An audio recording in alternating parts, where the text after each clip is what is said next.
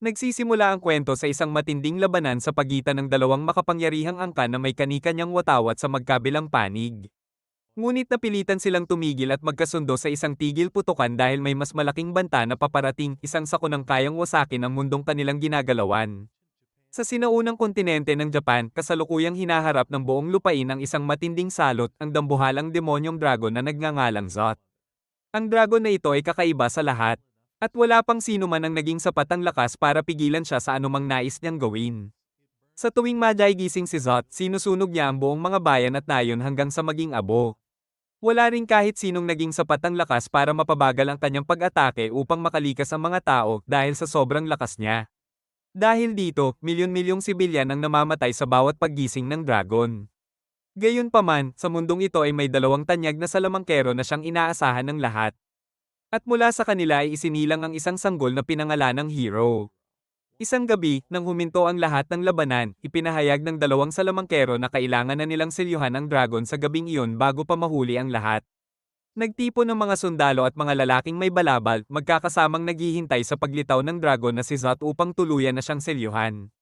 Nang sumikat ang lilang buwan, lumitaw ang ina ni Hero, isang kilalang mangkukulam na tanyag sa kanyang pambihirang husay sa espada.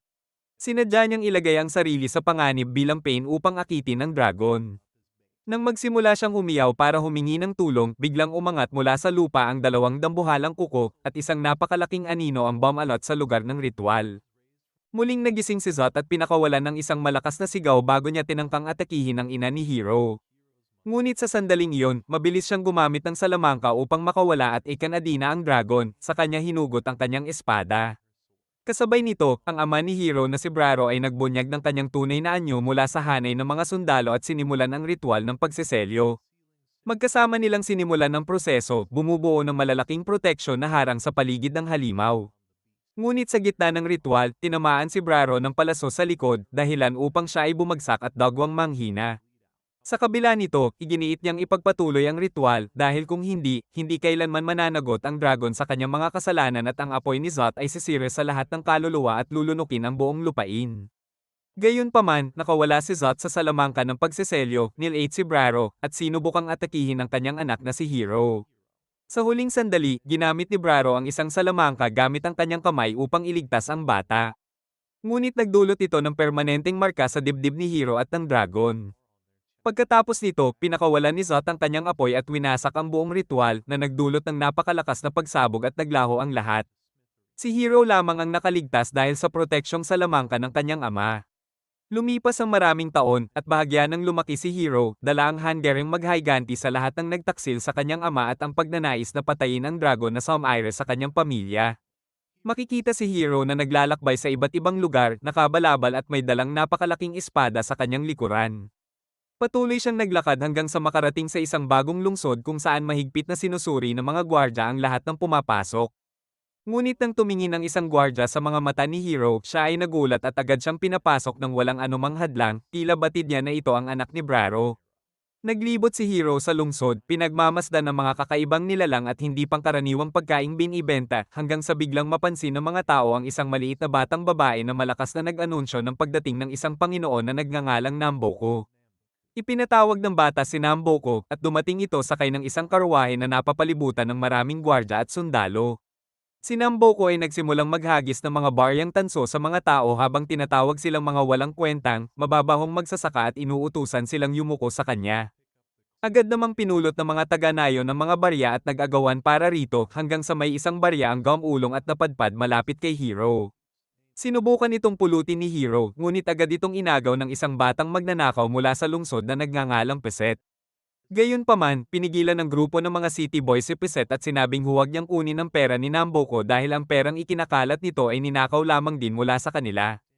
Napansin ng isa sa mga bata na nasa karwahe ni Lord Namboko ang Grand Troa, isang maalamat na kayamanang kayang magbigay ng anumang kahilingan at magbibigay ng walang katapusang pera at pagkain, sapat upang hindi na muling maghirap kailanman.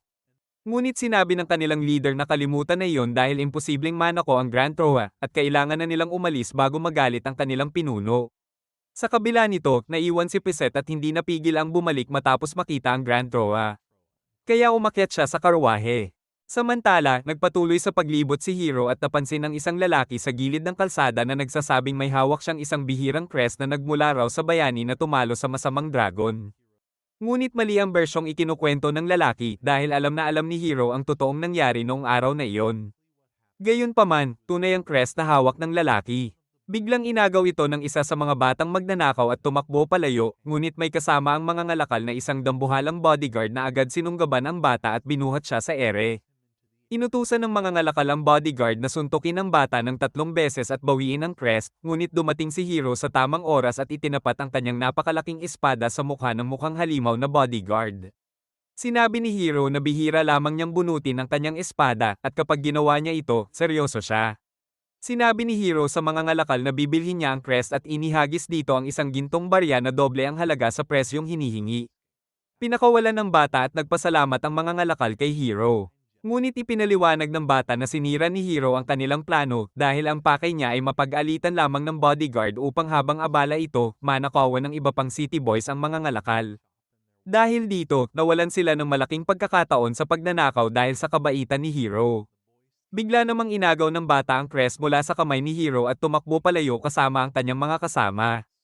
Kalaunan, bumalik ang mga bata sa kanilang lihim na taguan sa lungsod at pinag-usapan kung paano sinira ni Hiro ang kanilang nakaw. Ngunit palihim na nakapasok si Hiro sa kanilang base at binawi ang crest, sinabing ito ay sa kanya at wala silang ideya kung gaano ito kahalaga at kung ano ang ibig sabihin nito sa kanya. Tinanong ni Hiro ang batang nagnakaw kung ano ang pangalan niya at nagpakilala ito bilang Tomet.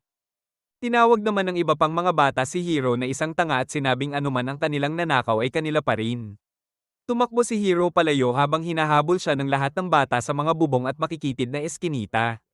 Samantala, may isa pang misteryosong lalaki na nagngangalang Juro, isang malaking nakakatakot na Jao na may mga peklat sa mukha, na naroon din sa palengke at palihim na nagmamasid habang nagtatanong sa mga tao kung nakita na ba nila ang isang batang may malaking espada na nagngangalang Hero. Habang hawak ang isang guhit ng itsura ng binata. Ngunit walang sino man sa palengke ang nakaalala na may nakitang batang may dalang malaking espada. Sinabi ng kasamahan ni Juro na sobra na ang mga ninakaw nito mula sa kanila at malamang na ito ang unang lungsod na dadalawin ni Hiro. Idinagdag pa niya na sa kabilang panig ng bayan, may isang marangyang mansyon kung saan nagdaraos ng piging si Namboko. Sa loob ng mansyon, nag-host si Namboko ng isang engranding hapunan para sa kanyang mga panauhin.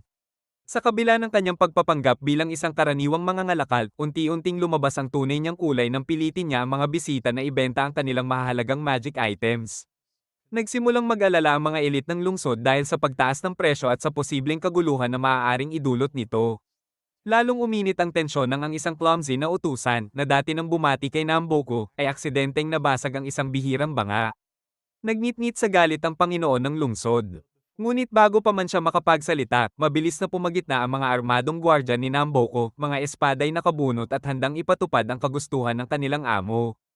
Habang tumitindi ang tensyon sa loob ng mansyon, inilantad ng batang babae ang Grand Troha at iminungkahi ang isang pakikipagsosyo kay Namboko. Na-attract ang lalaki sa alok ngunit nag-alinlangan dahil sa masamang reputasyon nito. Biglang may isang maliit na nilalang na parang mini dragon ang sumugod mula sa itaas at inagaw ang kristal gamit ang dila nito. Mabilis na kumilos ang babae at ginamit ang kanyang mahika upang buksan ang kisame, dahilan upang mahulog mula sa itaas ang nilalang pati si Peset. Kinaumagahan, natagpuan si Peset na nakagapos sa gitna ng plaza ng lungsod at nakatakdang bitayin. Ngunit parang eksaktong oras, dumating si Hiro at agad na pinahinto ang pagbitay. Sumugod ang mga sundalo ni Namboko, ngunit madali silang pinabagsak ni Hiro. Sa galit, pinakawalan ng babae ang kanyang lightning magic laban kay Hiro, ngunit mahusay niyang naiwasan ang bawat atake. Habang lalong lumalala ang sitwasyon, isang matipunong estranghero ang biglang sumulpot at iniligtas si Hiro. Sa pagkakataong iyon, sinunggaban ng babae ang Grand Troha, ngunit mariing sinabi ni Hiro na ito ay pag-aari ng kanyang ama, bagay na ikinabahala ni Namboko. Sa desperasyon, ginamit ng babae ang kapangyarihan ng Grand Troha at pinakawalan ng isang napakalakas na pagsabog patungo kay Hiro. Mabilis na naidepensa ni Hiro ang atake, ngunit tinamaan ng babae ng sarili niyang mahika at siya ay tinangay ng puwersa patungo sa bundok. Isang napakalakas na pagsabog ang yumanig at nabasag ang tuktok nito. Nang hamu pa ang alikabok, sabay na nagliwanag ang selyo kay Zot at ang marka sa dibdib ni Hiro. Bulag sa paghahangad ng paghihiganti, sunod pang tulungan ng kanyang kaibigan.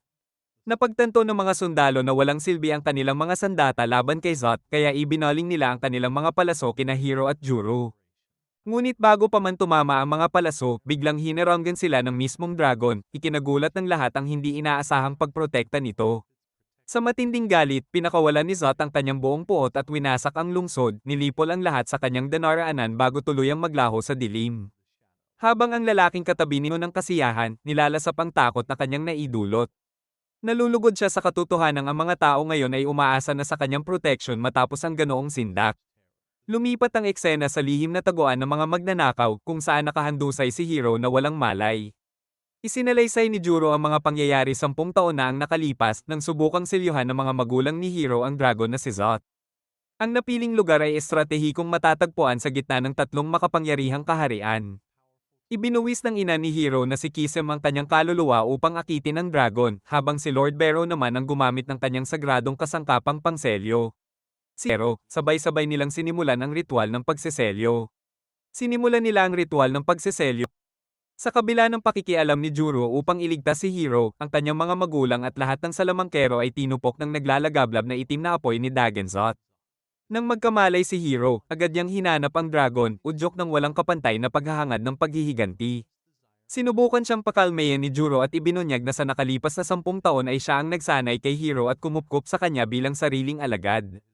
Samantala, minamaliit ni Tom, tinanong ni Hero si Tomet kung nasaan si Nuko, ngunit binaliwala lamang niya ang tanong at inilarawan si Nuko bilang isang tusong arms dealer na nagpapasimula ng digmaan sa pagitan ng mga kaharian para sa sariling pakinabang, minamanipula ang mga merkado at nilulugi ang mga mangangalakal sa pamamagitan ng ilegal na bentahan ng magic stones.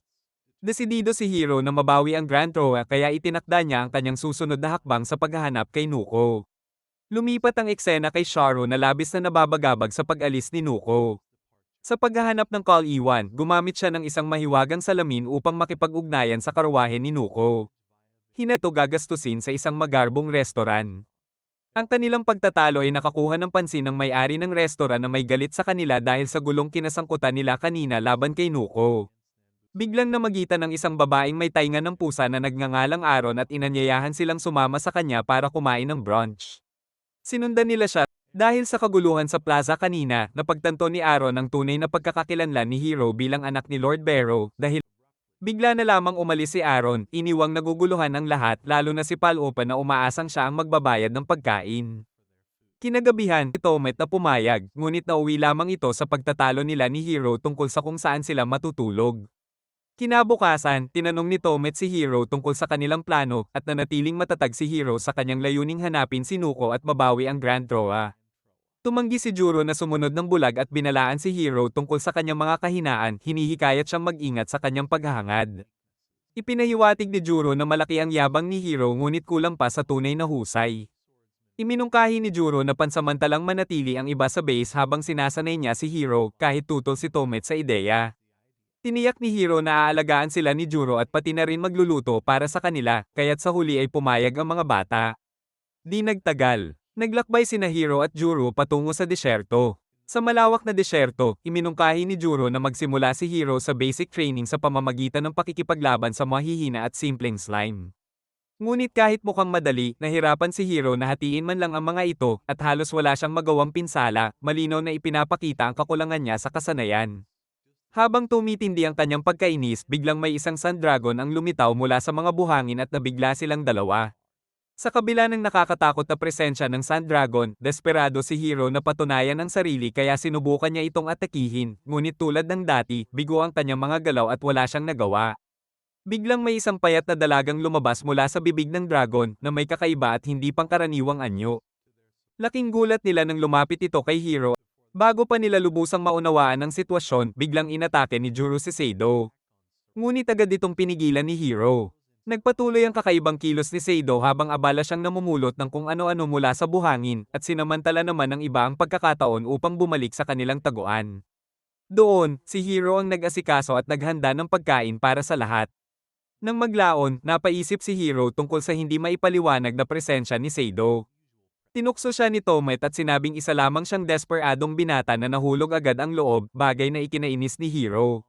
Gayunpaman, hindi niya maiwasang makaramdam ng pag-aalala sa tila matinding pag-iisa ni Seido.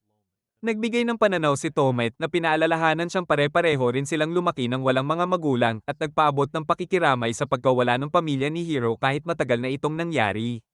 Samantala sa lungsod, patuloy sina Sharo at ang kanyang mga sundalo sa paghahanap kay Hiro, sinusuyod ang bawat sulok ngunit bigong matagpuan siya. Laking gulat nila nang biglang lumitaw si Seido sa kanilang harapan, na lalong nagdagdag sa misteryong bumabalot sa kanya. Lumipat ang eksena sa isang lumulutang na palasyo sa isang lupain kung saan nawawala ang pag-asa. Sa loob nito, si Nuko, ang utak sa likod ng maraming madidilim na transaksyon, ay sinusuri ang mga ulat sa kalakalan at inuutusan si Dr. Bahara na ihanda ang mga sandata para sa nalalapit na digmaan. Sa kabila ng bigat ng mga usaping ito, bigla namang nagpahayag si Dr. Bahara ng pag-aalala sa kalagayan ni Seido sa hindi malamang dahilan. Kinagabihan, misteryosong lumitaw si Seido sa taguan ng mga magnanakaw, ikinagulat ng lahat. Sandaling namangha si Tomet sa kanyang kagandahan, ngunit agad din siyang nainis sa pabago-bago at kakaibang ugali nito. Lalong naging palaisipan ng kilos ni Seido nang sabihin niyang susundan niya si Hiro saan man siya magpunta. Tinukso ni Tomet si Hiro, sinasabing mukhang maantala na ang paghihiganti niya laban kay Dagenzot dahil may bago na siyang inuuna. Nauwi ito sa mainit na pagtatalo hanggang sa namagitan si Seido at hinayla si Hiro palayo upang payapain ang sitwasyon. Kinabukasan, nagtungo sina Juro at Palupa sa palengke para mamili ngunit natuklasan nilang halos wala na silang pera. Samantala, muling nagtungo si Hiro sa disyerto kasama si Seido upang sanayin ang kanyang sarili. Muli siyang humarap sa mga slime ngunit nahirapan pa rin. Biglang may isang lobo ang sumugod at umatake. Sa handyaring ipakita ang kanyang tapang, hinarap ni Hiro ang lobo ngunit mabilis siyang natalo at bumagsak. Nang tutok na ng lobo si Seido, tinipon ni Hiro ang huling lakas upang ipagtanggol siya. Laking gulat niya nang manatiling kalmado si Seido at biglang bumagsak ang lobo sa tabi nila. Ibinunyag ni Seido na natutulog lamang siya bago ang pag-atake. Nang mapansin niya ang sugat sa balikat ni Hiro, agad niya itong pinagaling gamit ang kanyang mahika na ikinamangha ni Hiro. Kalaunan, nagawa ni Hiro na ibenta ang lobo kapalit ng isang gintong barya kahit na nagrereklamo siya sa liit ng kinita. Nagbago ang kanyang disposisyon nang masaksihan niya ang isang lalaking kinakaladkad ng mga sundalo sa pilitang ipinapadala sa isang minahan ng Magic Stone. Hindi matanggap ni Hiro ang ganitong kawalang katarungan kaya pinakiusapan niya si Seido na maghintay habang namagitan siya. Hinarap niya ang mga sundalo at hiniling na pakawalan ang lalaki ngunit sinagot ito ng dahas. Mabilis siyang napalibutan, binugbog at dinakip. Nang magising si Hiro, nakakulong na siya kasama ang lalaking sinubukan niyang iligtas.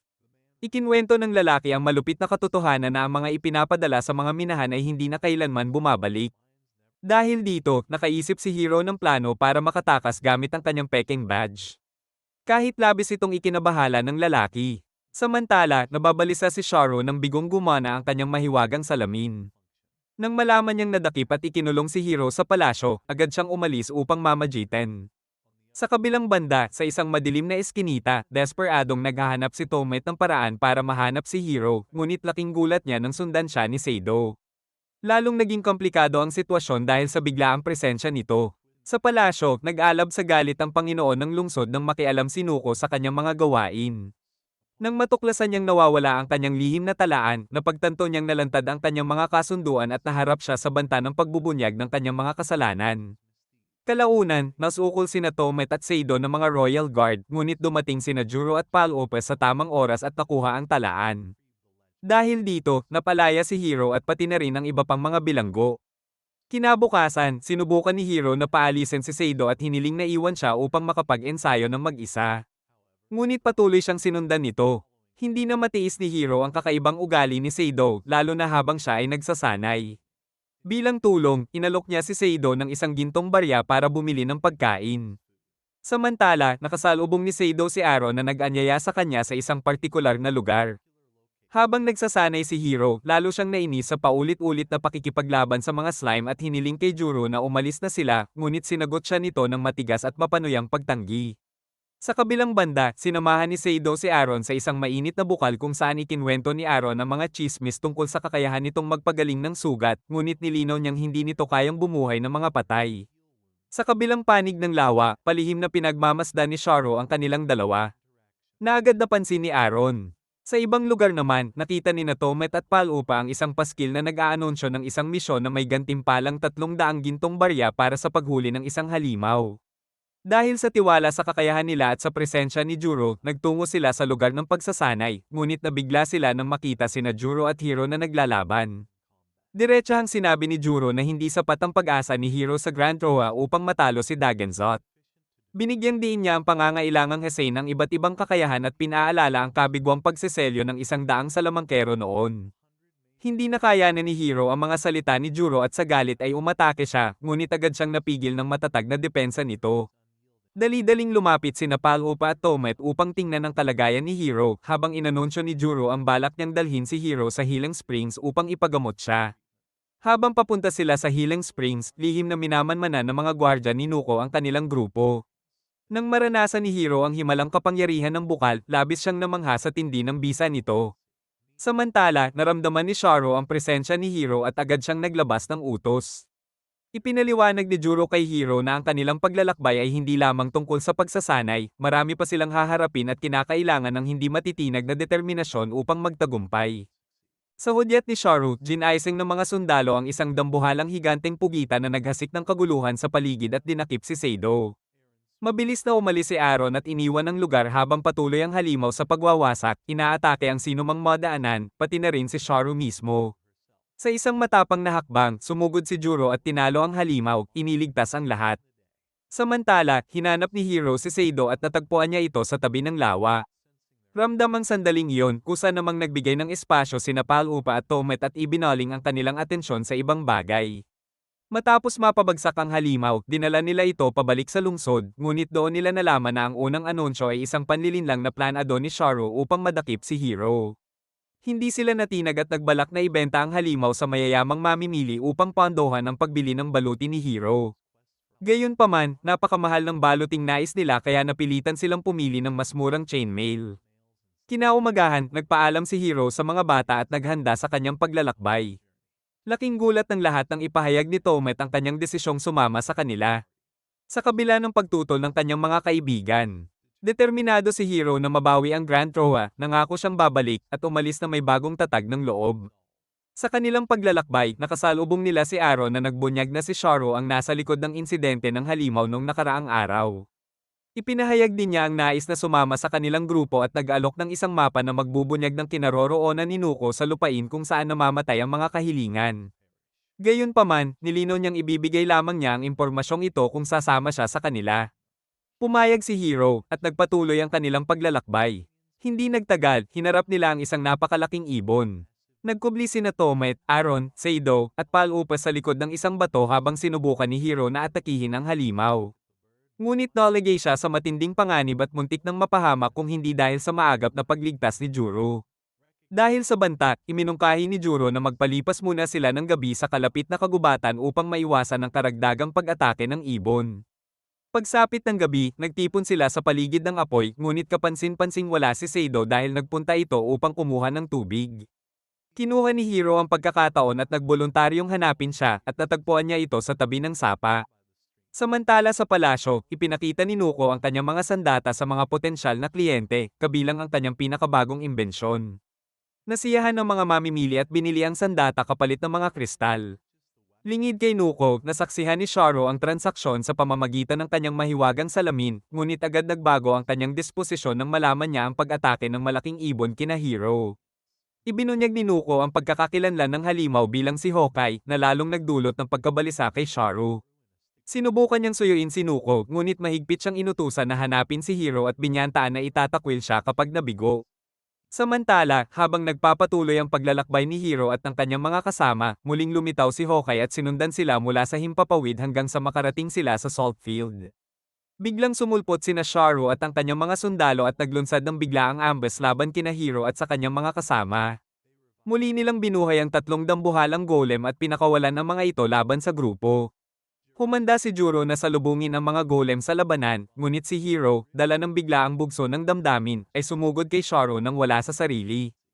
Ang pabigla-bigla niyang kilos ay nauwi sa kapahamakan nang gumanti si Sharo gamit ang kanyang lightning magic, dahilan upang agad na bumagsak si Hiro. Hindi natinag si Juro at sumugod siya upang harapin ang mga sundalo at ang mga golem, ipinamalas ang pambihirang bilis at husay sa pakikipaglaban. Gayunpaman, nanatiling walang kakayahang gumanti si Hiro at tuluyang naduraj ang kanyang espada sa walang humpay na pag-atake ni Sharo.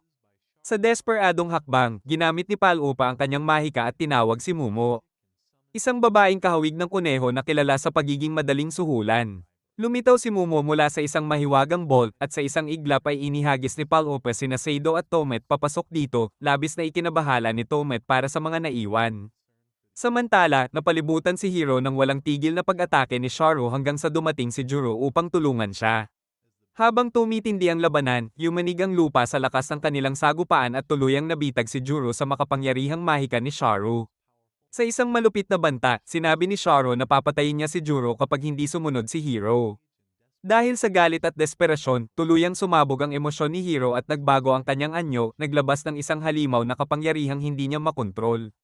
Pinakawalan niya ang isang mapaminsalang pag-atake na lumipol sa mga sundalo at nagdulot ng matinding takot kay Sharu. Ngunit sa gitna ng kanyang pagwawala, unti-unting naubos ang kanyang lakas, nagulo ang kanyang isipan, at siya ay bumagsak. Nawala ng malay. Nang magkamalay si Hiro, nadatnan niya ang sarili na kaharap si Namboco at ang kanyang mga tauhan. Dahil sa kanyang mahinang kalagayan, siya ay litong-lito at hirap unawain ang kanyang paligid, habang sumasagi sa kanyang isip ang mga pira-pirasong alaala ng kakaibang pangitain na naranasan niya habang wala siyang malay.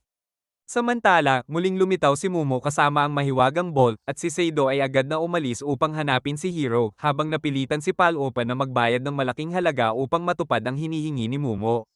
Sa ibang lugar, nakipagkita si Nuko sa kanyang mamimili, isang taong bihis sa marangyang kasuotan na sabik makita ang kanyang mga produkto. Sa likuran, isang berdeng orc ang nakapako sa isang krus habang tatlong lalaki ang nakagapos sa tabi nito. Lingid sa kanila, nasa gitna na ng paghahanda ang doktor sa kanyang imbensyon nang biglang bumalat ang isang pulang liwanag sa orc at sa mga lalaki. Sa harap ng kanilang mga mata, nagsaanib ang mga ito at naging isang dambuhalang halimaw na ent, ikinatuwa ng babaeng nakasaksi sa tagumpay ni Nuko sa pagsasanib ng tao at orc. Mula sa mga anino, palihim na pinagmamasdan ni Hiro ang lahat habang ipinapahayag ng doktor ang kanyang pagkadismaya dahil inaasahan niyang mas malakas pa sana ang naging resulta. Biglang lumantad si Hiro at hinarap si Nuko, hinahamon siya sa isang tunggalian.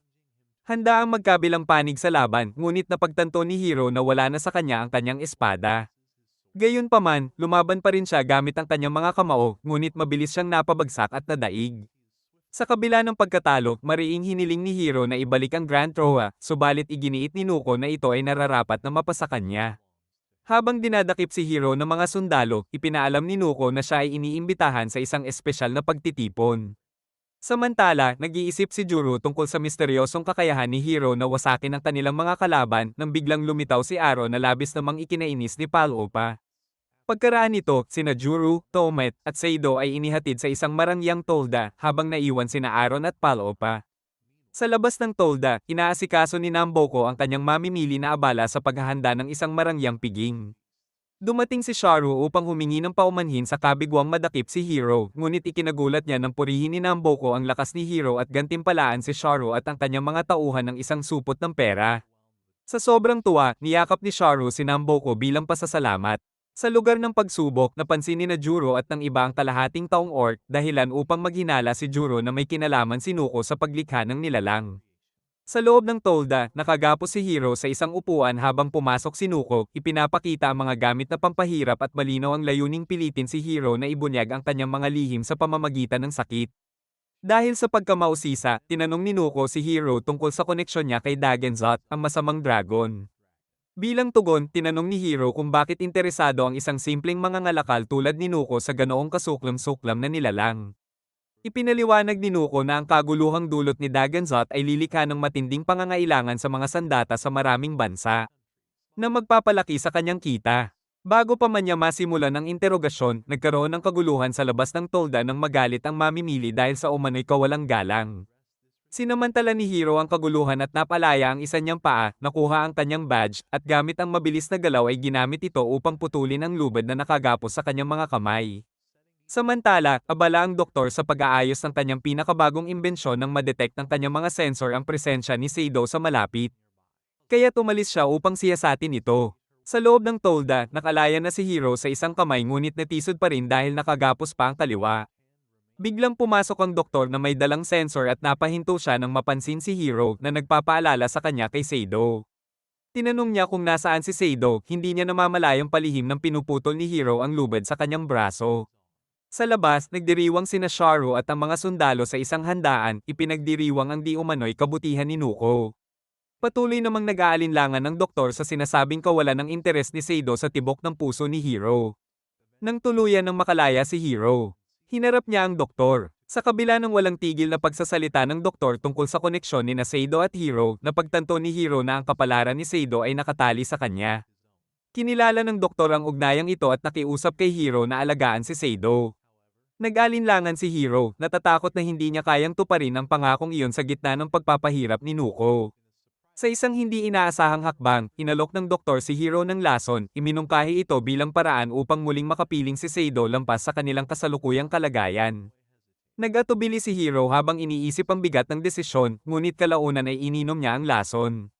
Sa labas ng tolda, nasaksihan ni Juro at ng iba ang pagbagsak ni Hiro mula sa itaas, kaya't agad na inutusan ni Juro ang lahat na umatras nang hindi na nagtatanong pa.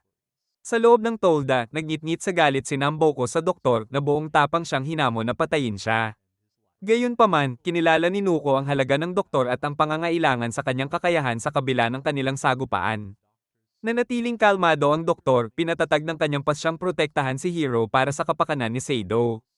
Dahil sa pagkausisa, tinanong ni Nuko kung alam ba ni Hiro ang tunay na pagkakakilanlan ni Seido.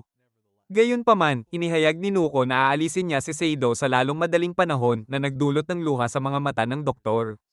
Lumipat ang eksena sa isang lumang minahan kung saan ibinunyag ni Aaron na isinasagawa ang malawakang pagmimina upang makalakam ng magic stones. Lumapit si Seido kay Hiro at naamoy ang kakaibang amoy ni Dr. Bahara. Samantala, sinusubukan ni Juro unawain ang mahiwagang pahayag ng doktor tungkol sa puso ni Hiro na tila kakaiba sa kanya at posibleng konektado kay Dagenzot. Hinuhulaan ni Juro na maaaring naganap ang pagpapalitan ng puso sa pagitan ni Hiro at Dagenzot na nagpapaliwanag sa hindi regular na tibok ng puso ni Hiro. Ayon sa teoryang ito, maaaring pinlano ni Hiro ang kanyang ama sa sobrang desperasyon ang pagpapalitan upang ilabas ang nakatagong kapangyarihan sa loob ni Hiro. Lumilitaw ang kapangyarihang ito tuwing nakararanas si Hiro ng matinding emosyon tulad ng galit o kawalan ng pag-asa, dahilan upang pansamantalang magbago siya sa isang halimaw na anyo. Bagaman nag-iingat si Juro sa teorya, tumutugma ito sa mga nakita nilang pangyayari sa kanilang paglalakbay. Inisip ni Hiro na kung siya ay mamatay, maaaring masunod din si Dagenzot, dala ng kanyang matinding hangarin na ipaghiganti ang malagim na pagkamatay ng kanyang mga magulang. Nagpasya si Hiro na harapin ang kanyang kamatayan at sa isang cathartic na pagsabog ng damdamin, pinakawalan niya ang lahat ng naipong galit at sumugod palabas. Sinundan siya ni Juro at Pal-Opa, ngunit hinarang ni Tomet ang pagtatangkang sumama ni Aaron dahil itinuring niyang masyadong personal ang sitwasyon. Samantala sa palasyo, nagpakasaya si Sharu sa Regalong ipinagkaloob sa kanya ni Nuko. Ngunit dahil sa kanyang kawalang katahimikan, ipinadala niya ang kanyang mga pakpak na mata upang palihim na subaybayan ang galaw ni Hiro. Nang makarating si Hiro sa isang liblib na nayon, tinamaan si Juro ng biglaang alaala na nagdulot sa kanya ng pagkabigla. Napansin ni Tomet ang nakakatakot na atmosfera ng nayon at pinagtibay ni Juro ang kanyang hinala, pinayuhan ng iba na suriin muna ang pinsala bago gumawa ng desisyon kung mananatili sila. Habang iniikot ang nayon, hinarap ni Juro ang nakakatakot na pangitain mula sa kanyang nakaraan. Nakita niya ang anino ng kanyang pagkabata na nagpaalala sa kanya sa nakakatakot na karanasan ng kanyang mga magulang. Pinahirapan at pinagmalupit ang kanyang mga magulang dahil ang kanyang ina ay tao, habang ang ama naman ay kahawig ng isang halimaw. Pinaghinalaan ng mga naninirahan sa Monster Village na ang kanyang ina ang sanhi ng mga kapahamakan ng nayon, ngunit matatag na ipinagtanggol ng ina ni Juro ang kanyang ama. Sa isang nakakaantig na sandali, tinawag siya ng ama ni Juro at ibinahagi ang walang hanggang aral na ang tunay na bayani ay hindi kailanman pinababayaan ng isang marangal na layunin. Sa kasamaang palad, maliwanag na pinatay ng hindi makatarungan ang kanyang mga magulang na nag-iwan ng malalim na marka sa kaisipan ni Juro. Sa kabilang bahagi ng nayon, patuloy na nag-iikot si Tomet at natagpuan ang mga tambak ng walang buhay na katawan. Sa ibabaw niya, isang nagbabantang halimaw ang nakamasid at biglang umatake. Bumuho sa alaala ni Juro ang mga nakaraang pangyayari, naaalala ang mga bayaniing ginawa ni Bero upang iligtas siya, pati na rin ang banayad na sandali nang una niyang makita si Sanggol Hero. Biglang tumakbo si Tomet patungo sa kanila, hinahabol ng isang pangit na pagsasanib ng tao at orc. Sa kabila ng banta, lumabas si Hiro upang harapin ang halimaw, ngunit napagtanto ang kanyang kahangalan dahil wala na siya ng espada. Sa mabilis at tumpak na kilos, hinawakan ni Juro ang kanyang espada, hinarang ang pag-atake ng halimaw, at pinrotektahan ang kanyang mga kasama mula sa panganib. Napagtanto ni Hiro ang sariling kahinaan at pinaalalahanan si Juro na hindi pa siya ganap na nakabawi mula sa nakaraang labanan. Habang ibinaling ng halimaw ang atensyon nito kay Hiro, pinakiusapan siya ni Tomet na gamitin ang kanyang Dagonzot na anyo para sa depensa. Ngunit sa kabila ng kanyang pagsisikap, nahirapan si Hiro na mag-transform, kaya't nanatili siyang vulnerable sa pag-atake ng nilalang. Sa isang kritikal na sandali, inilunsad ng halimaw ang isang napakasamang atake kay Hiro, na nagudyok kay Tomet na mariing humiling ng tulong. Ngunit bago pa man tuluyang mapahamak si Hiro, muli siyang iniligtas ni Juro at mabilis na napuksa ang dambuhalang kalaban. Samantala, nakipagkita si Aaron kay Sharo upang makaharap ang masamang mga ngalakal. Lumalabas na si Aaron pala ay isang especially iya, ipinabatid niya kay Nuko na hawak ni Hiro ang puso ni Dagonzot. Sa una, hindi naniwala si Nuko, ngunit ipinaliwanag ni Aaron na trabaho niya ang maghatid ng mahalagang impormasyon kapalit ng pera.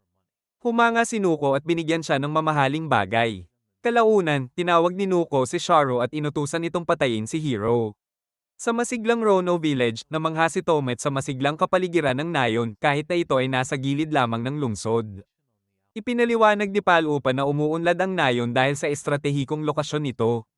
Ipinahayag ni Hiro ang handereng bumili ng bagong espada, ngunit iminungkahi ni Juro na ibenta muna ang buwaya bago gumawa ng anumang pamimili, pinapaalala ang pagiging maingat sa kanilang pera. Pagsapit ng gabi, nagtanong si Tomet tungkol sa kanilang plano kinabukasan at iminungkahi ni Juro na magpahinga muna. Samantala, abala si Juro sa pag-aaral ng mapa at pagpaplano ng kanilang paglalakbay sa kanyang kwarto at nakipag-usap si Hiro upang maunawaan ang saloobin ni Juro sa kanilang nakaraang pakikipagtagpo sa nayon. Pinawi ni Juro ang alinlangan ni Hiro, sinasabing tinutupad lamang niya ang kanyang tungkulin na protektahan si Hiro, ngunit naramdaman ni Hiro na may mas malalim pang iniisip si Juro. Pagsapit ng hating gabi, sumiklab ang kaguluhan nang bumaba ang isang dambuhalang anino sa nayon, naghasik ng pagkawasak at kaguluhan. Nang ipakita ng anino ang tunay nitong anyo, lumitaw si Dagonzot na nagkalat ng nakamamatay na aura na nagbabanta sa sinumang tumawid sa kanyang landas. Galit sa pagkawasak, sumugod si Hiro upang harapin ang nilalang, ngunit pinaalalahanan siya ni Juro na mag-ingat. Nang muling umatake ang halimaw, napagtanto nilang ito pala ay hindi ang tunay na Dagonzot. Biglang lumitaw si Sharo at ibinunyag na ang dambuhalang nilalang ay imbensyon ni Dr. Bahara. Agad namang nagpasidaan si Seido sa kanyang mga kasama na ang banta ay hindi si Dagonzot.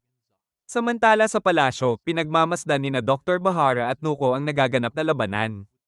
Ipinahayag ng doktor ang kumpiyansa sa kanyang plano na manipulahin si Hiro. Habang si Juro ay naipit ng anino ng halimaw. Inatake ni Sharo si Hiro gamit ang kanyang payong na may dalang kidlat na nagdulot ng kaba kay Dr. Bahara nang maunawaan ang kahalagahan ng koneksyon ni Hiro kay Seido. Sa kabila ng kaguluhan, nanatiling walang pakialam si Nuko, nakatutok lamang sa panghihikayat kay Dagonzot. Nang mabalat ng takot at galit si Hiro, nagising ang natagong kapangyarihan ng dragon sa loob niya. Sa kanyang walang patid na galit, pinapalayas niya si Sharo at ang kanyang mga kasama. Naikinabilib ni na Tomet at Seido sa bagong anyo ng dragon ni Hiro. Habang nakikipagtagpo sa kanyang panloob na kaguluhan, nahulog si Juro sa anino, ngunit nailigtas siya ni Aaron sa tamang oras. Biglang nawala si Sharo mula sa eksena, at sa wakas, lumitaw ang tunay na Dagonzot sa harapan nila, handang ipakita ang kanyang galit. Habang wala sa sarili si Hiro at tuluyang kinokontrol ng kanyang dragon form, hindi niya sinasadyang hampasin si Juro ng kanyang espada. Sa sandaling iyon, nakaramdam si Seido ng matinding kirot sa dibdib, worry may masamang nangyari. Dahil sa tindi ng panloob na kapangyarihang pinakawalan ni Hiro, nagkabasag-basag ang lahat ng salamin sa silid ni Nano, malinaw na palatandaan ng lawak ng kanyang unleashed energy. Kalaunan, nagbalik sa ulirat si Hiro at unti-unting naglaho ang anyo ng dragon.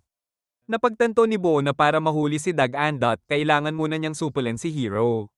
Naiwan si Juro na walang kalaban-laban sa sahig habang dali-daling lumapit ang mga kasama ni Hiro, punong-puno ng takot at emosyon. Sa hostel, binabantayan ni Hiro si Juro na nananatiling walang malay. Tahimik na dumating si Seido at tumabi sa kanya bilang suporta. Samantala sa kusina, ipinapahayag ni Palupa ang kanyang pagkadismaya sa lasa ng niluluto niyang pagkain. Biglang nagising si Juro, at agad nakahinga ng maluwag si Hiro. Kahit mahina pa, napansin ni Juro ang amoy ng niluluto ni Palupa at kinilala ang kanyang pagsisikap. Mabigat pa rin ang konsensya ni Hiro dahil sa pananakit niya kay Juro, ngunit pareho siyang inaliw ni na Juro at Pal-Upa na ang Dragon Form ang may gawa noon at hindi ang kanyang tunay na sarili. Gayunpaman, malalim pa rin ang epekto nito kay Hiro. Lalong tumindi ang kanyang pag-aalala nang ipaliwanag ni Seido ang panganib sa paggaling ng mga sugat ni Juro at ang posibilidad na tuluyang maaga ng dragon ang kanyang pagkatao. Ang takot na tuluyang mawala ang kanyang pagiging tao ay bumabagabag kay Hiro. Iminungkahi ni Juro na humingi sila ng payo kay Master Tio dahil baka may alam ito tungkol sa kanilang sitwasyon, ngunit bago pa siya makapagsalita ng higit, muli siyang nawala ng malay. Samantala sa ibaba, nagkaroon ng pagtatalo sina Pal-Upa at Mumo dahil sa mahal na gamot na kailangan ni Juro. Ipinaliwanag ni Lumo na ang gamot ay nangangailangan ng bihirang sarapura herbs, kaya't wala silang mas murang alternatibo. Iminungkahi ni Tomas ang pagbabalik sa Healing Springs, ngunit natatakot si Pal-Upa na baka hindi iyon sapat para mailigtas ang buhay ni Juro. Sa gitna ng tensyon, lumitaw si Aaron at nagbigay ng solusyon sa pamamagitan ng direksyon patungo sa Kiruro Arua Canyon, kung saan matatagpuan ang mga halamang kailangan. Kahit nagmamadali si Hiro, ibinigay ni Aaron ang lokasyon na nagbigay ng pag-asa sa grupo habang naghahanda sila sa kanilang paglalakbay upang iligtas si Juro. Habang patungo sina Hiro at Seido sa Kiruro Arua Canyon, ipinahayag ni Hiro ang kanyang pagkainip sa layo ng kanilang lalakbayin, ngunit pinakalma siya ni Seido at sinabing ayos lang ang kanyang kalagayan sa kabila ng haba ng biyahe. Bumalik sa hostel ang eksena ng ibalita ni Aaron Grimley na lalo pang lumalala ang kondisyon ni Juro. Kinuwenta ni Pal-Upa ang kanilang kakulangan sa pera habang ipinahayag ni Tomet ang kanyang lumalalim na hinala kay Seido. Napapansin niya ang kakaibang kilos nito, kabilang ang kawalan ng gana sa pagkain, ang tila palaging tamang paglitaw nito sa mga kritikal na sandali, at ang ugnayan nito kay Dr. Bahara na nagsisilbi sa interes ni Nano. Dagdag pa rito, napansin ni Tomet na bihirang umiti si Seido na lalo pang nagpatibay ng kanyang pagdududa. Samantala, narating na ni Hiro at Seido ang Kiruro Arua Canyon. Umaasang makikita nila roon ang bihirang halamang makapagliligtas kay Juro. Biglang sumulpot ang isang dambuhalang palakang halimaw at walang babalang umatake. Mabilis na itinulak ni Seido si Hiro palayo sa panganib habang sinisikap nilang umiwas sa nilalang. Nahadlangan ng kanilang pagtakas ng bumuhos ang malakas na ulan na ginawang mad-ulash ang lupain. Sa kabila ng lahat, namataan ni Seido ang isang sarapura plant at agad itong tinungo ni Hiro ng may matinding determinasyon. Samantala sa hostel, naghatid si Aaron ng nakakabahalang balita na may balak si Nuko na patayin si Hiro, impormasyong kanyang narinig gamit ang isang communication device. Naguguluhan si Pal-Upa sa tunay na motibo ni Nano sa pagtutok kay Hiro, at iminungkahi ni Aaron na maaaring may kaugnayan ito sa koneksyon ni Hiro kay Dagenzot. Samantala, habang pilit na inaabot ni Hiro ang sarap Furia, biglang gumalaw ang burol na tinutubuan nito, lalo pang pinahirap ang kanyang gawain. Patuloy na nakipagbuno si Hiro upang makuha ang sarap Furia mula sa mailap na glow tortes. Bumalik ang eksena sa hostel kung saan pinag-usapan ng grupo ang koneksyon ni Hiro sa mga plano ni Nano. Napagtanto nila na ang pagbisita ni Hiro sa lugar ni Nano ay may kaugnayan sa mana na iniwan sa kanya ng kanyang ama, pati na rin sa katotohanang dala niya ang puso ng nilalang na responsable sa pagkamatay ng kanyang mga magulang. Dagdag pa ni Aaron, si Nuko ang nagplano ng peking balita tungkol sa pagkakahuli kay Daigenzi, layuning maghasik ng alitan sa tatlong kaharian. Naunawaan ng grupo na ang maling impormasyong ito ay magdudulot ng pagtaas ng mga order ng armas at baluti, pati ng presyo ng magic stones dahil sa monopolyo ni Nano. Nangamba si Pal-Upa na maaaring mauwi ito sa isang digmaang saklaw ang buong kontinente. Samantala, patuloy ang pakikibaka ni Hiro laban sa Glow Tortes, dahilan upang balaan ni Aaron ang grupo sa lalong delikado at mahirap na paglalakbay na naghihintay sa kanila. Sa kabila ng panganib, tumanggi si Aaron sa anumang gantimpala at humiling lamang ng isang tasa ng tsaa bilang kapalit ng kanyang impormasyon. Sa kanyan, matagumpay na nakuha ni Hiro ang sarap Furia, ngunit habang nahuhulog siya mula sa shell ng Glow Tortes, agad siyang nasalo ni Seido, nagdulot ng saglit na ginhawa at palitan ng ngiti sa pagitan nila. Bumalik sa hostel, inihain ni Hiro kay Juro ang pinakuloang sarapura, at nang ito'y ininom niya, lumitaw ang mahiwagang liwanag at muling nagkamalay si Juro. Sa labas ng silid, pumasok si Tomet at nagbahagi ng isang nakakabahalang ulat, ibinunyag niyang pinipilit ang mga bata at mga tagabayan na magmina ng magic stones. Isang sitwasyong nagpapahiwatig ng nalalapit na digmaan. Habang ipinagpapatuloy nila ang kanilang paglalakbay, nagtiwala si Tomek kay Pal-Upa na nawala na siya ng tiwala kay Seido matapos niyang makita itong umiiyak sa hostel noong nakaraang gabi, at mas naniwala na siya ngayon sa misteryosang babaeng nakasalubong nila noon. Samantala, ipinahayag ni Tomet ang kanyang takot sa paparating na digmaan at ang kanyang hanggaring makuha ang Grand Troa, ngunit pinaalalahanan siya ni Juro sa kahalagahan ng paghahanap kay Master Tio. Biglang lumitaw ang isang marangal na lalaki at agad na lumuhad sina Juro at Pal-Upa sa harap niya. Ipinakilala ni Pal-Upa ang sarili bilang lingkod ni Barrow at inihayag ng lalaki na siya si Master Tio. Ang pagdating ni Master Tio ay nagdala ng halo-halong emosyon at nang batiin niya ng mainit si Seido, nakaramdam si Hiro ng bahagyang selos. Sa kabila ng sandaling iyon, ipinagpatuloy nila ang kanilang paglalakbay, ngunit ang manipis na hangin ay nagpahirap sa lahat at nag-iwan sa kanila ng hinggelen. Napansin ito ni Master Tio at binanggit na sina Barrow at Pal-Upa na kanyang mga disipulo ay tila hindi kailanman nahirapan sa ganitong kondisyon. Humingi ng paumanhin si Pal-Upa dahil wala silang dalang handog habang magalang na ipinaalam ni Juro ang kanilang hanggaring pag-usapan ng isang mahalagang bagay. Sa pagpasok nila sa mas malalim na bahagi ng kuweba, inilahad ni Juro ang nakakabahalang posibilidad ng tuluyang pagbabago ni Hiro bilang dragon. Tahimik at may sensing nakinig si Master Tio at mula sa kanyang presensya ay ramdam ang malalim na karunungan. Sa isang galaw, pinakawalan niya ang isang makapangyarihang enerhiya, ipinapakita ang Soul Devouring Flames na kahalintulad ng mapanirang mga atake ni Dagenzi. Tinalakay ng matandang lalaki ang malagim na kasaysayan ng bigong siling ritual at ang napakahalagang papel ng puso ni Dagenzot na ngayon ay tumitibok sa loob ni Hiro. Sa kabila ng lawak ng kanyang kaalaman, inamin ni Master Tio na wala siyang tiyak na gabay tungkol sa bagay na iyon. Punong-puno ng emosyon si Hiro at may halong pagkadismaya ang kanyang tinig nang harapin niya si Master Tio, tinatanong kung bakit wala ito noong siling ceremony at kung bakit hindi niya tinulungan ang kanyang mga magulang. Uminit ang tensyon sa sandaling iyon habang hinahanap ni Hiro ang mga sagot sa mga tanong na matagal nang bumabagabag sa kanya. Malalim ang paliwanag ni Master Tio habang ipinaliwanag niya na kahit naroon siya noon, imposibleng tuluyang maikulong si Dagenzot. Inanyayahan niya si Hiro na sumama sa isang paglalakbay ng pagsasanay sa Mahika, kinikilalang makatutulong ito upang mas mapangasiwaan ni Hiro ang kanyang dragon form. Paglabas nila ng kuweba, nagtalaga si Master Tio ng mga gawain para sa bawat isa, banayad na paggabay na nakaayon sa kanilang kakayahan at pangangailangan.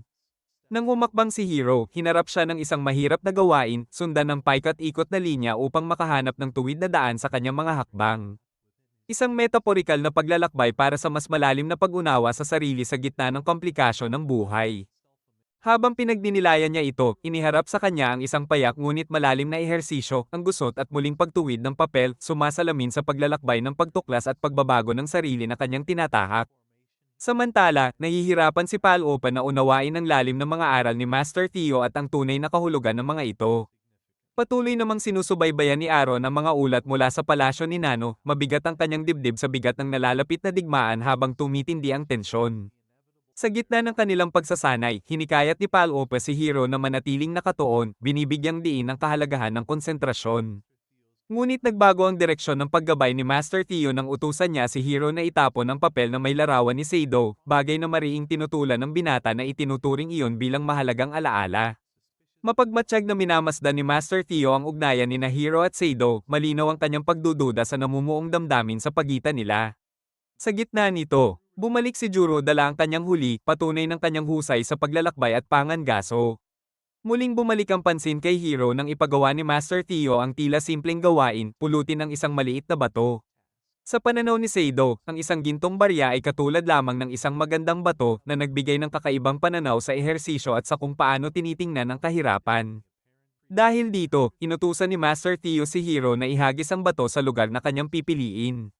Nang lumipad ang bato at maglabas ng mahinang liwanag, lalo itong nagpasiklab sa interes ni Master Tio at nakaramdam siya ng hamon. Hinamon naman ni Hiro si Master Tio na agad nitong tinanggap. Samantala sa palasyo, nilalamon ng kalungkutan si Shisharu, magulo ang kanyang damdamin sa kabila ng panlabas na katahimikan. Nang tanungin ng kanyang lingkod ang kanyang nais, iling lamang ang kanyang naisagot dahil hindi niya maipaliwanag ang pinagmulan ng kanyang lungkot. Sa halip, binigkas niya ang pangalan ni Nano, tila naghahanap ng sagot o kapanatagan sa gitna ng kanyang pangamba.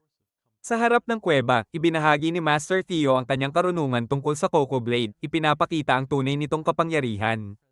Kahit walang pisikal na espada, nagduda si Hiro sa teknik na itinuro sa kanya, ngunit sinubukan pa rin niya ito. Laking gulat niya nang tumama ang kanyang atake sa bato. Sa kabila ng tagumpay na iyon, hindi pa rin naamalayan ni Hiro ang tunay na kahalagahan ng kanyang nagawa. Samantala sa palasyo, regular na nakikipag-usap si Sharish Sharo sa kanyang lingkod bago siya ipatawag ni Nanbo. Dahil sa pananabik, agad siyang nagtungo upang makipagkita rito. Sa loob ng kuweba, humingi ng gabay si Juro kay Master Tio tungkol kay Hiro. Inilarawan ni Tio ang likas na ugali ni Hiro at pinagtibay na bagamat hindi siya natatangi sa espada, ang tunay niyang talento ay nasa mahika. Tinanggap ito ni Juro ngunit nagpahayag ng handgereng ipagpatuloy pa rin ang pagsasanay kay Hiro sa espada upang masuportahan siya. Tiniyak ni Master Tio kay Juro na maaari nilang pagsamahin ang kanilang lakas, ang husay ni Juro sa espada at ang galing ni Hiro sa mahika. Sa palasyo, abalang minamanmanan ni Nuko ang kanyang makina nang dumating si Sharish Sharo. Ipinaalam niya na may ipagagawa siya sa kanya na nagdulot ng hinala sa isa sa mga sundalo sa labas. Bumalik sa kuweba, inutusan ni Master Tio si Hiro na pumasok sa kanyang fighting stance, ngunit pagod at iritado na ang binata. Hinamon siya ni Tio na umatake gamit ang Coco Blade at nangakong magtatapos na ang kanyang pagsasanay kung magtatagumpay. Sumugod si Hiro at nagkunwaring nasugatan si Tio. Kahit naniwala si Hiro na bihasa na siya sa espada, ipinagpatuloy pa rin nila ang paglalakbay, lingid sa kanyang kaalaman na palihim na naglatag si Master Tio ng defensive magic barrier sa tuwing umaatake siya. Kalaunan, narating nila ang Mort Desert. Sa gitna ng paglalakbay, inatake sila ng isang Hokage ngunit matagumpay itong napaurong ni Jiro. Biglang bumagsak si Aaron at nabitawan ang kanyang device. Nagkaroon ng hinala nang marinig nilang may kinakausap siyang kalaban at doon nila napagtantong siya ang especially iya. Hinarap siya ni Gero at inamin ni Aaron na isa siyang information broker na nagbebenta ng impormasyon kay Nanbo. Sa kabila ng pagtataksil, nagpa siya si Juro na huwag siyang saktan dahil hindi nito mababawi ang kanilang mga nawala. Iniwan nila si Aaron sa gitna ng disyerto kahit binalaan sila nito ng mabibigat na kahihinatnan. Samantala sa palasyo, sa kabila ng pag-aalala ng mga bantay, determinado si Sharo na gampanan ang utos ni Nano. Pumasok siya sa makina kung saan nagtagpo ang kanyang lakas at ang kay Dr. Bahara. Sa Mort Desert, habang bumabagsak ang gabi, nagreklamo si Hiro at ang kanyang mga kasama sa matinding pagbabago ng temperatura. Ipinaalala ni Juro na kailangan nilang maghanda sa 3 gabing tatahakin sa disyerto, kung saan matinding init sa araw at matinding lamig sa gabi ang kanilang haharapin. Habang patuloy silang naglalakbay sa gitna ng sandstorm, sunod-sunod ang kanilang pagsubok. Samantala sa Saint of Moria Kingdom, naghahanda na ang mga kabalyero para sa digmaan, naniniwalang nagkaisa sina Vaynes at Iceline at nasa ilalim ng kanilang kontrol si Dagenzot. Sa disyerto, nauubusan na ng tubig ang grupo at biglang nahulog si Palopa sa isang buhanginan. Sa loob nito, nakasalubong nila ang isang nakakatakot at napakalakas na halimaw. Inutusan ni Juro si Palopa na huwag gumalaw upang hindi lalo lumubog, ngunit sa takot ay lalo itong nagpanik at tuluyang lumubog. Habang wala silang magawa, nagulat ang lahat nang biglang maghagis ng lubad si Aaron upang iligtas si Palopa. Bagamat naligtas siya, nanatiling galit si Palopa kay Aaron. Ipinaliwanag niya na lalo silang nalilihis sa kanilang orihinal na patutunguhan. Samantala sa Iceland Kingdom, 3 magkakasunod na araw nang nagdarasal ang hari, nababalot ng takot ang kaharian sa posibilidad na nagkaisa laban sa kanila ang Vanloads at Saint Amoria. At sa banta na maaaring mahuli si Dagenzot. Sa Mort Desert naman, inabutan ng matinding sandstorm ang grupo ni Hiro at tuluyan silang nagkahiwa-hiwalay. Nagkamalay si Palopa at nadatnan si Aaron sa kanyang tabi. Ipinaliwanag ni Aaron na si Palopa pa lamang ang kanyang natatagpuan at nawawala pa rin ang iba. Kahit nag-aalala si Palopa para sa kanilang mga kasama, iminungkahi ni Aaron na magtungo sila sa Oasis dahil maaaring doon magtagpo muli ang lahat. Ayaw mamatay sa disyerto, pinangunahan ni Aaron ang paglalakad at hinikayat si Palopa na sumunod. Samantala, nagkita sina Juro at Tomet habang sina Hiro at Seido ay hiwalay pa rin sa grupo at patuloy sa kanilang paglalakbay. Hirap nang maglakad si Palopa ngunit tinanggihan niya ang alok ni Aaron na buhatin siya. Ipinagtanggol ni Aaron ang sarili, sinabing nagbebenta lamang siya ng impormasyon sa may kayang magbayad, at inamin niyang lumapit siya kay Nanbo upang makuha ang Grand Troa. Hindi na kinaya ni Palopa ang pagod at tuluyang bumagsak. Samantala, magkasamang tiniis ni na Hiro at Seido ang malamig na hangin ng gabi. Kapansin-pansin ang pag-aalala ni Seido. Kinaumagahan, nagising sina Aaron at Palopa at napansin ni Palopa ang isang insekto na nag-iipon ng hamog sa katawan nito. Sinubukan niyang tularan ito ngunit nabigo. Si Hiro naman ay nanginginig sa ginaw at matinding uhaw, hindi alam ang susunod na gagawin. Naamoy ni Seido ang presensya ng isang lawa na dala ng hangin at nagsimulang maghubad. Sa ibang lugar, pasan ni Juro si Tomet at namataan nila sa malayo sina Aaron at Palopa at muling nagkaisa ang grupo. Habang kinukolekta ni Seido ang mga patak ng tubig sa kanyang katawan at iniaalok iyon kay Hiro, sandaling naalala ni Hiro ang kanyang ina. Sa malayo, isang hokay ang palihim na nagmamasid. Sa wakas ay narating ni Najuro ang oasis.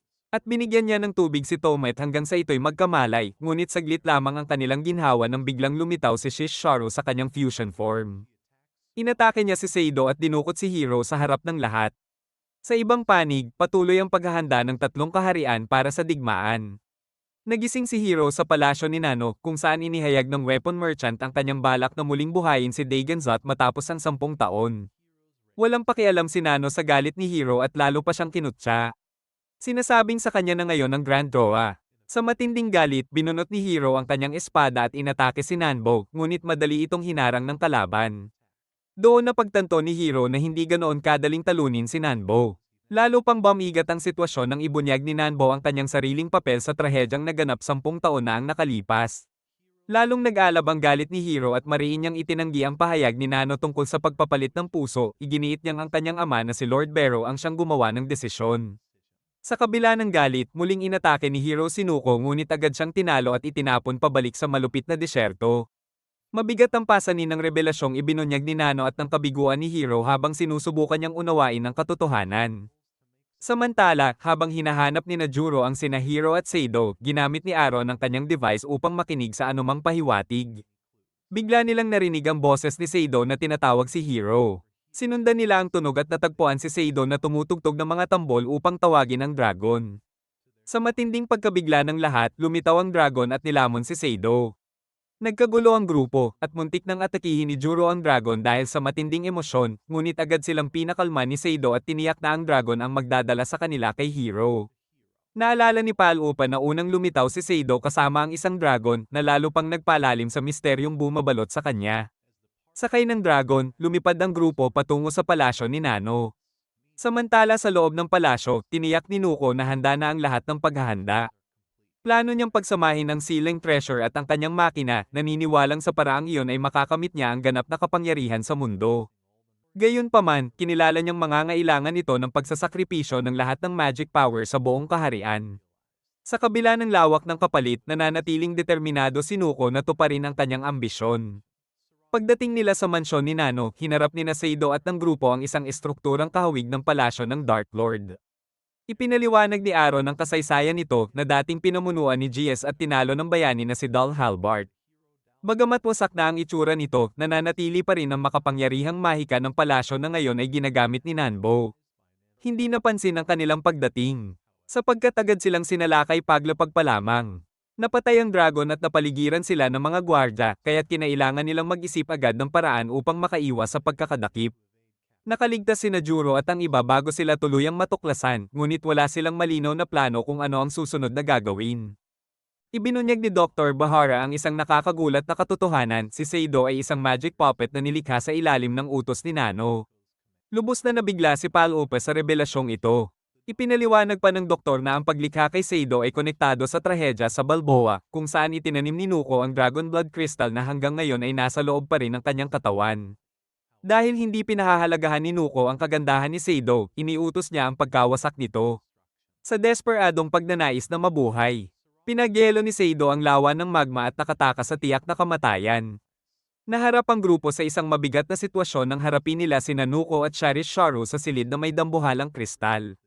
Sa kabila ng babala ni Hiro at ng kanyang pagsusumamo na iwan na siya, tumanggi ang kanyang mga kaibigan na pabayaan siya. Ipinakita ni Seido ang kanyang pagiging handa magsakripisyo nang ialok niya ang sarili bilang kapalit ng kalayaan ni Hiro, ngunit isiniwalat ni Nuko na kailangan niya kapwa sina Seido at Hiro upang maisakatuparan ang kanyang dakilang plano. Habang tinatakpan ng solar eclipse ang Balboa, umabot sa rurok ang masamang balak ni Nano kasabay ng pagsasanib ng mga pangyayaring kosmiko.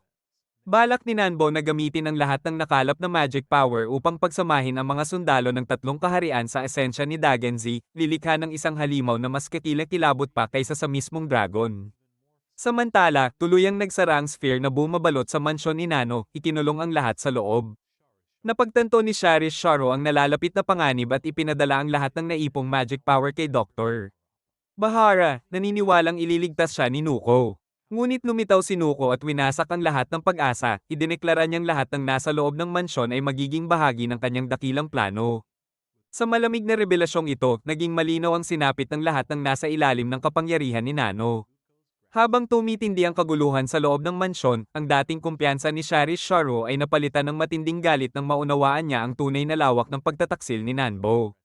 Samantala, hinarap ni Juro si Dr. Bahara upang hingin ang sagot tungkol sa pinagmumulan ng takot na pumipigil sa mahikang nasa loob niya. Ibinunyag ng doktor na ang kanyang tunay na katawan ay nasa Balboa at ang kasalukuyan niyang anyo ay isa lamang puppet. Ang pagmamataas ni Juro ay agad napalitan ng pagkadismaya nang bigla siyang atakihin ni Dr. Bahara at pabagsakin. Sinamantala ni Nuko ang pagkakataon, ginamit ang kanyang mahika upang ipatawag si Seido at inutusan itong sumunod sa kanyang mga utos. Sa ilalim ng kontrol ni Nano, sumailalim si Seido sa isang matinding pagbabago at naging sisidlan ng laganap na takot. Gayunman, pansamantalang napigil ang plano ni Nano nang tumigil sa pagtibok ang puso ni Dagenzat sa loob ni Seido.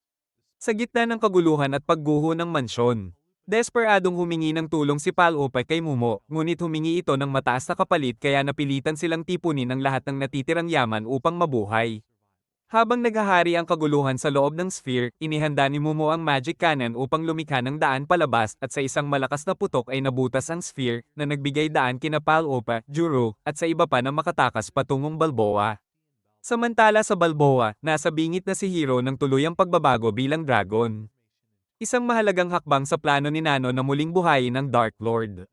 Galit na galit sa lahat ng manipulasyong dinanas niya, umatake si Hiro, ngunit bago niya tuluyang masaktan si Seido o mailabas ang buong kapangyarihan, dumating sina Juro at ang grupo upang paghiwalayin sila at pigilan ang mas malalang labanan. Habang lalapit sana si Juro upang pigilan ang tunggalian, hamarang si Sharish Sharo, at kahit halos mamatay na sa kamay ni Nano, nanatili siyang tapat at handang sumunod sa kanyang mga utos. Pinagmamasdan ni Nuko ang labanan ni Hiro at Seido ng may baluktot na kasiyahan, nakikita ang kagandahan sa pagdurusang pinagdudugtong ng kapalaran. Nang mapigil ni Seido si Hiro at maipako ito sa lupa, sinubukan ni Juro na tumulong ngunit hinaranggan siya ni Sharo at muntik pang maihatid ang isang nakamamatay na suntok kay Hiro. Bigla na lamang itinapon si Sharo ng isang di nakikitang puwersa at lumitaw si Dagenzot na nagsilbing kalasag ni Hiro laban sa pinsala. Nasiyahan si Nuko sa pag-activate ng kanyang magic reactor at sa paglitaw ni Dagenzot at agad niyang ikinulong ang dragon sa loob ng Grand Roa, balak na pagsamahin ang sarili nito sa dragon gamit ang reactor. Nang magsimula ang proseso ng fusion, isang napakalakas na bugso ng enerhiya ang sumiklab mula sa Balboa, hudyat ng pagsisimula ng pagsasanib. Ngunit sa halip na gamitin ng mga sundalo gaya ng orihinal na plano, pinili ni Nuko na ialay ang sarili upang ganap na maisakatuparan ang fusion kay Dagenzot. Nang masaksihan ito ni Dr. Bahara, agad niyang naunawaan ang grabeng panganib ng sitwasyon. Pinaglaanan ng lakas si Hiro mula sa kapangyarihang iniwan ng kanyang mga magulang at ng mga buhay na nasipsip at sinubukan niyang lumaban, ngunit madali pa rin siyang pinabagsak ni Nuko at ibinagsak sa lupa. Sa kabila ng kanyang matapang na paglaban, bumagsak si Hiro sa walang tigil na pag-atake ni Nano. Dahil sa tindi ng sitwasyon, nakiusap sina Aon at Tom kay Dr. Bahara na kumilos at pigilan si Nano, at batid ang bigat ng sandali, inutusan sila ng doktor na kunin ang magic reactor at gambalain ang kasalukuyang ritual. Nang magkamalay si Seido, natagpuan niyang nakahandusay pa rin si Hiro at walang kalaban-laban habang naghahanda si Nanbo na ilabas ang huling hampas gamit ang tunay na kapangyarihan ni Dagenzot. Samantala, mabilis na kumilos sina Dr. Bahara, Aaron, at Tom upang kontrolin ang mga reactor at simulan ang kanilang pagkawasak. Dahil sa maagap nilang pagkilos, nagulo ang balanse ng kapangyarihan at nagkagulo ang mga plano ni Nano. Gayunpaman, hindi natinag si Nuko at nanatiling determinado sa kanyang mapanirang hangarin. Tinawag niya ang Soul Devouring Flame, handang ilunsad ang nakamamatay nitong puwersa kay Hiro. Sa gitna ng desperasyon at matinding determinasyon, nag-ipon ng lakas si Hiro, pinapagana ng lungkot, galit, at matibay na pasya. Nang masaksihan niyang ialay ni Seido ang sarili upang iligtas siya, nabalot siya ng matinding emosyon. Habang ilulunsad na ni Nuko ang kanyang huling pag-atake, naglakas loob si Hiro na gumanti at sa isang mabilis at tiyak na galaw ay naputol niya ang braso ni Nano. Sa wakas, hinarap niya si Nanbo ng harapan at sinaksak ang puso nito gamit ang kanyang espada, sa kabila ng hindi makapaniwalang reaksyon ng kalaban na isang tao lamang ang nakagawa ng ganoong sugat. Hawak ang Grand Roa, tinipon ni Hiro ang natitira niyang lakas at tapang at hinarap si Dagenzot, batid na ang sarili niyang puso ay nasa loob ng mabangis na anyo ng dragon. Habang nakatindig si Dagenzot sa kanyang harapan, gumawa si Hiro ng isang matapang na pasya. Ginamit niya ang kapangyarihan ng Grand Roa upang hawakan ng Coco Blade. Ang sandatang minsang nagselyo sa kapangyarihan ng dragon.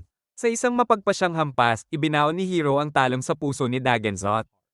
Umalingaw-ngaw ang malakas na sigaw habang nanginginig ang katawan ng dragon at tumagos ang espada sa kanyang dibdib. Nakawala ang puso ni Hiro mula sa pagkakabihag ng dragon, lumilipad palayo mula sa sinaunang prism. Sa sandali ng tagumpay at ginhawa, tinanggap ni Hiro ang pagbabalik ng kanyang puso at naramdaman niyang nabawasan ang bigat na matagal niyang pasan. Nang tumingin siya sa walang buhay na katawan ni Seido, bumigat ang kanyang dibdib at bumalik sa kanyang isipan ang mungkahi ni Juro. Lumapit siya kay Seido at gumawa ng isang taimtim na pasya. Inilapat niya ang kanyang kamay sa dibdib nito at buong tapang na inilipat ang sarili niyang puso sa katawan ni Seido. Isang himalang naganap nang muling mabuhay si Seido sa banayad na init at muling tumibok ang puso ni Hiro sa loob niya, ibinabalik siya mula sa bingit ng kamatayan. Sa kamanghamanghang tanawin, nagsimulang maglaho ang anyo ng dragon, unti-unting nawawala sa anyo ng Mar-Ingal na liwanag na kumalat sa kalangitan. Sa pagwawakas ng dilim, tumagos ang liwanag ng araw sa minsang nababalot ng anino na lupain ng Balboa. Sa gitna ng mga pangyayari, inabot ni Palupa ang wasak na labi ng Grand Roa. Kumikislap ang kanyang mga mata sa pagnanais ng yaman at kapalaran. Gayunpaman, sina Aaron at Tomet na may kanya-kanyang hangarin ay nag-agawan sa basag na relic. Sa kaguluhan, nahulog ang Grand Roa at tuluyang naduraj sa mga pirasong hindi na maaaring buuin. Nang mabunyag ni Juro ang katotohanan tungkol sa inaakala nilang Grand Roa, hirap tanggapin ni Palupa ang revelasyon. Ipinaliwanag ni Juro na ang nakatagong kakayahang mahika ni Hiro ang nagbigay daan upang magamit niya ang pamana laban kay Nanbo. Ang pagkaunawang ito ay unti-unting nabuo sa kanilang isipan mula pa sa pagsasanay ni Hiro kay Master Tio, na naglantad sa lalim ng hindi pa nahahawakang potensyal ni Hiro. Nang makita ni Seido ang pagluha ni Hiro, nabigla siya sa ipinakita nitong damdamin, at si Hiro naman ay tila nailang sa kanyang presensya. Sa kabila ng kanyang pagkagulat, hinanap niya si Dr. Bahara ngunit nalaman niyang hindi nakaligtas ang kanyang ama sa laban.